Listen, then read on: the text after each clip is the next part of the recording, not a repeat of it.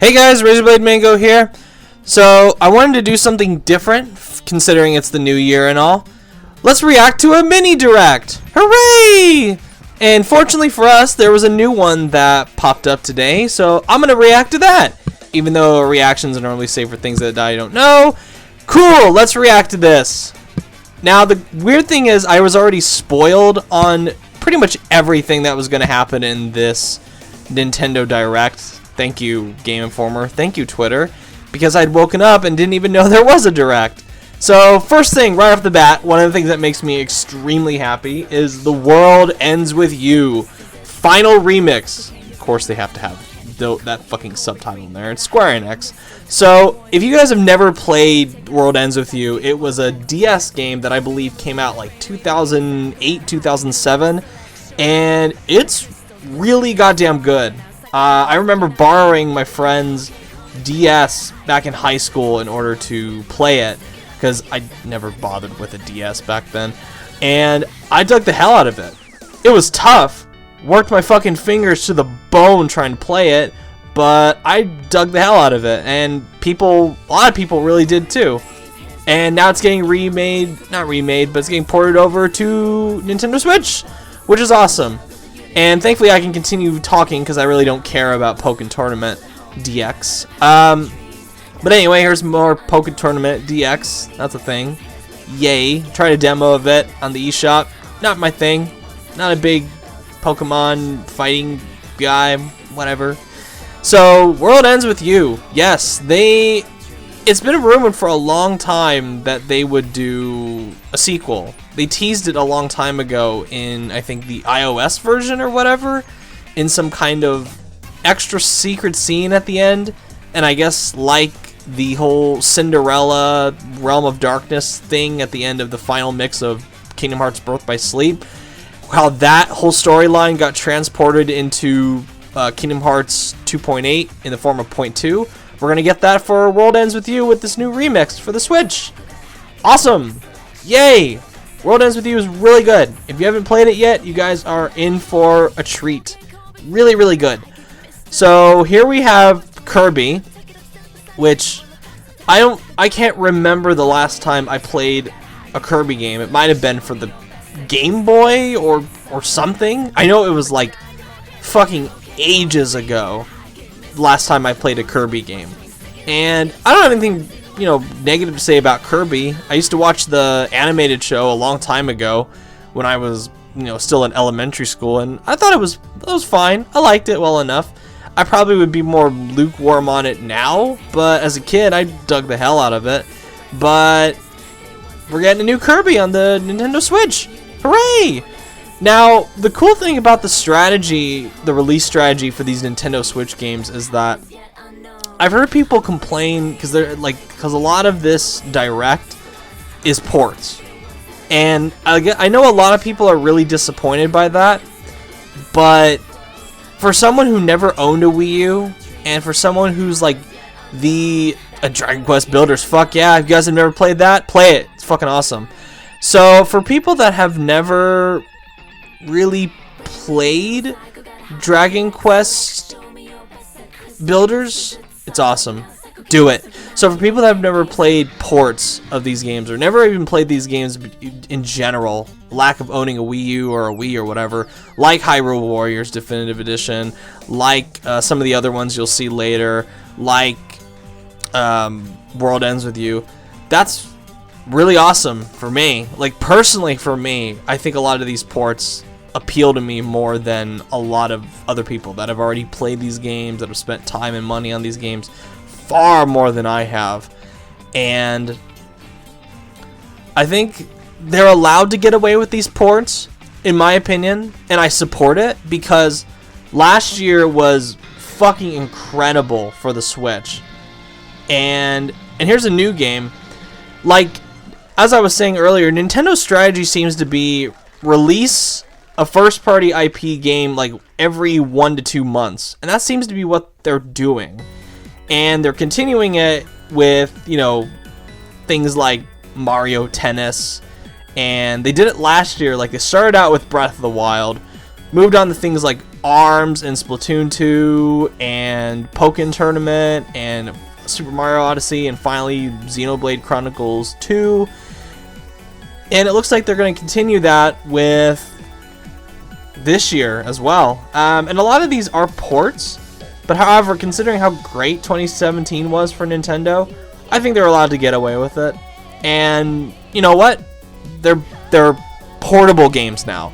You can take Breath of the Wild on the go. You can take fucking Ys 8 on the go. You can take Doom on the go. Like, there's a really, underestimated powerful novelty to being able to play a game on the go. And it's something that I wildly underestimated too until I actually bought a Nintendo Switch. And to my absolute surprise, it was fucking great. And I knew it would be, at least as far as Super Mario Odyssey goes.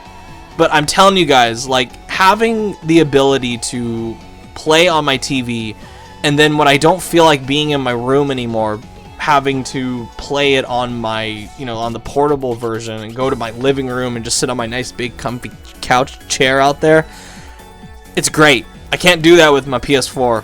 I can't do that with my PC. I'd have to lug the fucking things out into the living room, but with Nintendo Switch, it's so goddamn easy. Like, for people that don't have it, you guys have no idea how fun it can be. And they're talking about Super Mario Odyssey now. Completely skipped over Ys 8, which I've never played Ys. Never. I don't think I've ever played any of the NIS America games, like, at all. But we're getting DLC for Super Mario Odyssey in the form of some kind of weird multiplayer thing where you go and hide balloons around New Donk City and the other kingdoms, of course. And I mean, that's interesting.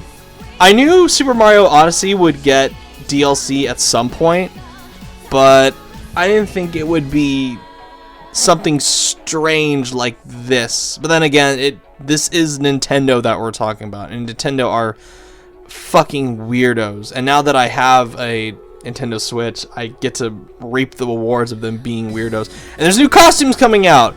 That's the most exciting thing in this new update. Fuck the snapshot mode, fuck the fucking balloon mode. It's all about the costumes, guys. The costumes are the best part in Super Mario Odyssey. Well, not the best part, but they are one of the big highlights of it. Now this is SNK something. Never played an SNK Heroines Tag Team Frenzy. Never played an SNK game. Don't intend to buy this. Fighting games, just not really my thing. I mean, with few exceptions. But, yeah, not really interested. While this is going on, I'll give like a mini update on my journey with Breath of the Wild. I've probably put like fucking 15 hours into the thing, and it has problems. It has annoyances. I definitely don't think it's like one of the greatest games of all time. It's not my game of the year personally, not at this point, but it is a fun, really, really interesting new direction for Zelda. I can definitely see where people are coming from when they say that it's, one of the greatest games of all time and they just get themselves lost into it. It definitely has that hook gameplay loop to it where you just want to keep doing one more thing, and that's really cool. And that's always great. That's always something I look for in a game. Like, any game that can keep me going with just a simple loop of, let me do one more thing and then I'll stop. And then I'll complete that one thing. And then I'll look out and I'll go, oh fuck, well there's another thing that I want to do. Let's do that. And then I'll go to bed. Oh, and then there's one more thing. And the process will just keep going and going and going and going until it's like 2 o'clock in the morning, like it was when I played the fucking game on Monday night. Like, I literally didn't go to bed till like 2 o'clock in the morning Monday night because I was up playing Breath of the Wild. It's really addicting. Mario plus Rabbids, I gotta play that. I really do. Like once all the DLC comes out, I'll get the gold edition because I really want to play it. I don't give a fuck about Payday 2, so I'm gonna talk about Rabbids over that. So Mario plus Rabbids Kingdom Battle, I actually read a story about it today, you know, like the making of, and how the guy was like a big, like super hardcore Miyamoto nut and whatever. Like, whenever Miyamoto would come to Italy, he and the game director of Rabbids, like he and his friends would like pretend to be Miyamoto's Italian translator just to find out where he was, so they could go like meet him and whatever. And this was the guy that made Rabbids, and the guy that had the story today. It is the guy that was in the audience during the Ubisoft conference when they announced Kingdom Battle, and who had like fucking tears in his eyes. And that's the guy that everyone was like, "Oh, don't cry, Ubisoft, man." But when you read the story of like how much passion this guy's got for Nintendo, it's really heartwarming, and you completely understand why the guy was like bawling his eyes out when Miyamoto was like complimenting him. What a great director he was. What an exciting, fresh new direction for Mario this was. And like, fuck, like if I ever made a game and someone like Tetsuo Nomura were to come up to me and tell me that I did a fucking incredible job and he loved the game, I probably would cry too. Like, I shit you not, I would probably just lose my shit if fucking Tetsuo Nomura told me that. So anyway, they're talking about Fee and Celeste now, I think that was the name of the game. Matt Makes Games, that's the studio behind Towerfall Ascension, one of my all-time favorite games.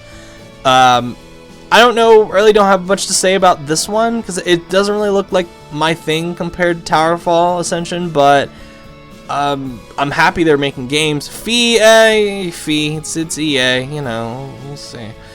To EA's credit, you know, it's minute credit, they don't normally fuck up their indie games. Like, they didn't put any microtransaction bullshit into Unravel, and that turned out okay. So, I mean, Fee could be good for all I know, but I'm not really crazy about the studio. The studio did like one game that I liked, and then they just dropped off the face of the planet after like Zombie Vikings was like a fucking disaster on the PS4. So here's Donkey Kong Tropical Freeze, I think it's called. I never played this game, never owned a Wii U.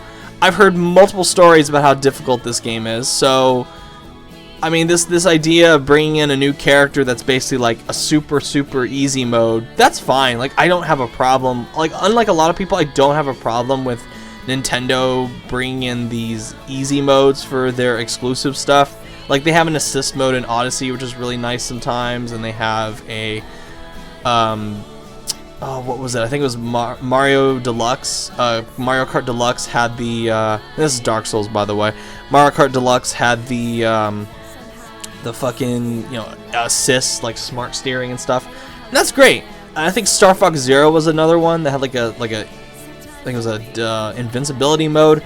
So I love that Nintendo brings in these easy modes, whatever, so anyone of all ages can enjoy them. And I'm not one of these people that's like, "Oh, but you need to be hardcore, man. You're a fucking casual. Fuck you."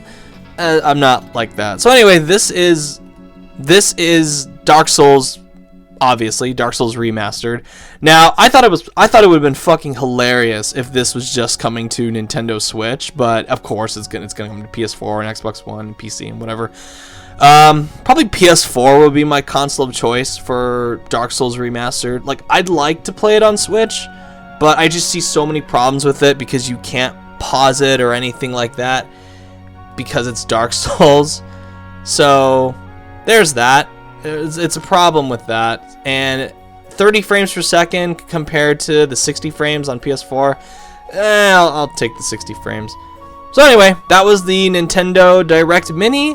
Try to do a video where I actually like live record to it, but thank you all for watching. Bye.